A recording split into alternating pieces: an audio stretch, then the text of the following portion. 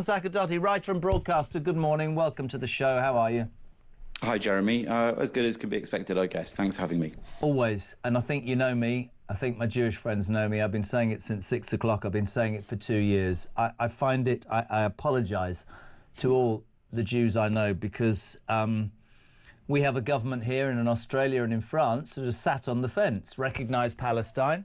There's old Albanese online. You know, this is the man who created an Islamophobia envoy at the same time that he created an anti-Semitic envoy. He is symptomatic, is he not, of politicians who could be said to be complicit because they've done nothing about rooting out what is painfully obvious, which is anti-Semitism since the October attacks has increased across the world, Jonathan.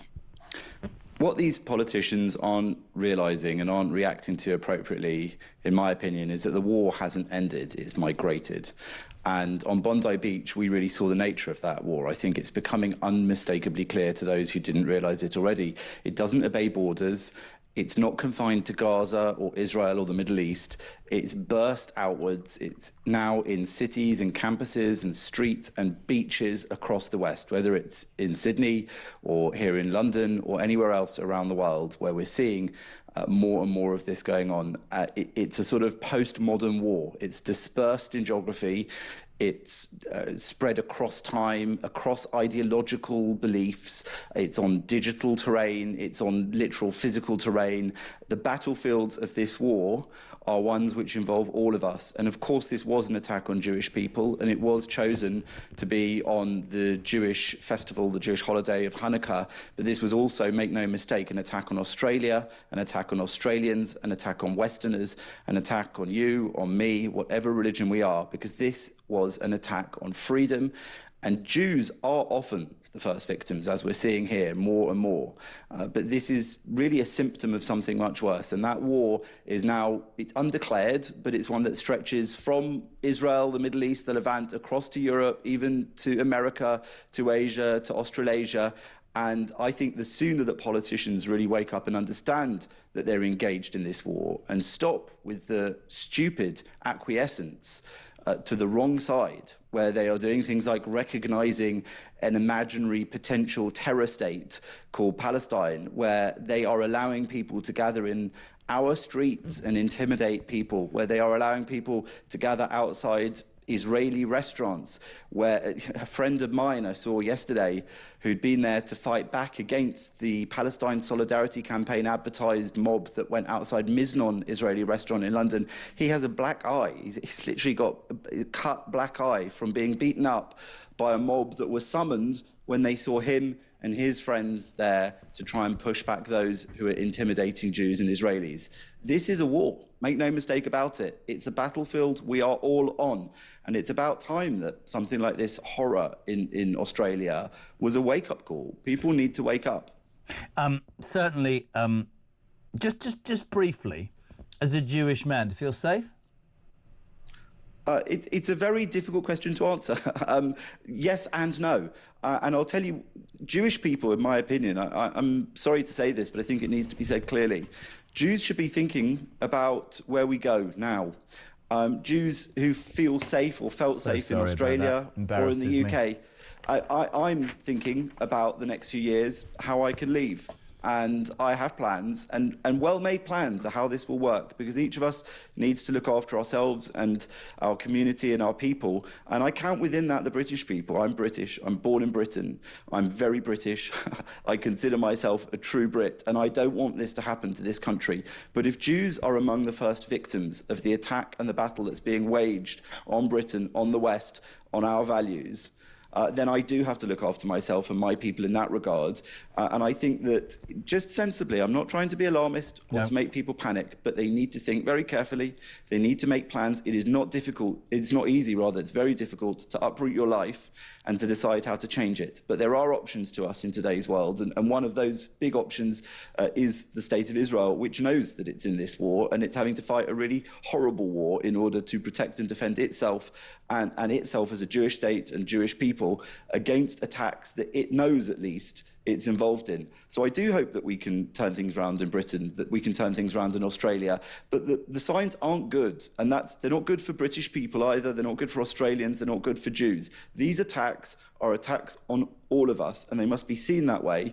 And so I urge Jewish people to start thinking carefully about what our options are, and I urge non-Jewish people to start recognising that this is part of a bigger war that we are all engaged in, and they need to stand up and fight against it for their own sake. Just qualify briefly. When you say a bigger war, what do you mean? There is an ideological war in which various actors, from Islamists to the far left, to anarchists, to Russia, to China, are all uniting to disrupt our way of life.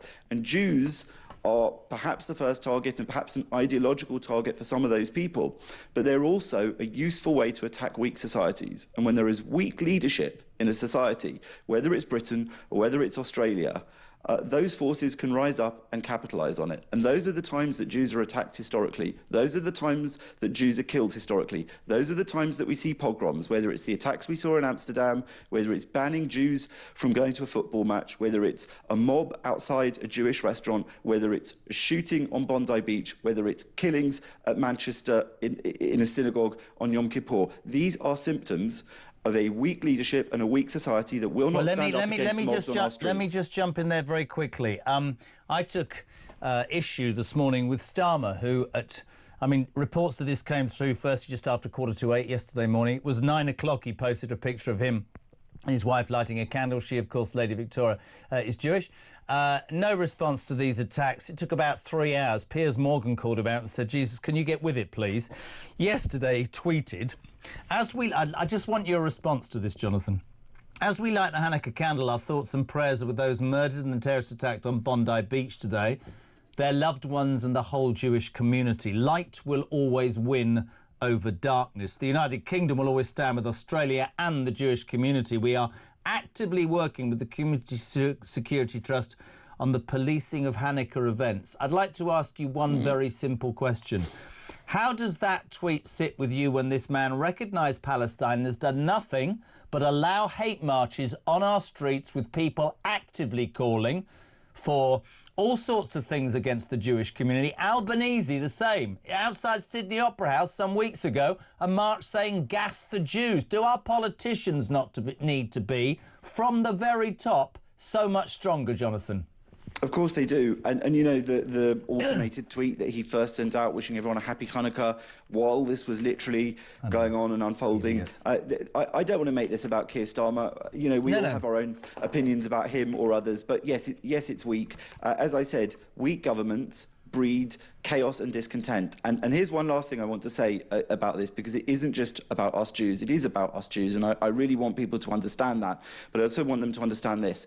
They say in Islamist belief, first the Saturday people, then the Sunday people. Now, I know that a lot of people watching this feel very sad and a lot of sympathy and empathy for Jewish people over what's happened, but it's Christmas, and everyone wants to put this aside within a few days and move on with their celebrations and their families, and I completely respect that. But let me tell you this, not just first the Saturday people, then the Sunday people, first the Hanukkah people, then the Christmas people. This will happen to other religions. This will happen to Christians. This will happen to Christmas. This didn't happen in a synagogue. It happened on Bondi Beach. It was targeted at Jewish people, at my people.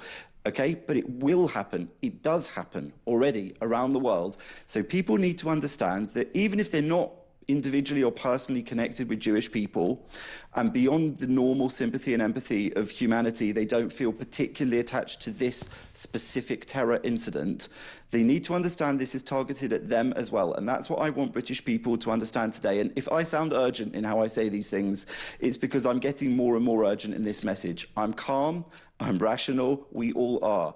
But the conversation among Jewish people about how and when we will leave this country, our country, that many of us were born to, or that many people chose to emigrate to because of a love for it and a love for what it stands for. Because we discuss this day in, day out, And many of us are actually making solid, realistic plans of how to live a strong and proud and good life somewhere else that will continue to defend us and the values that are important.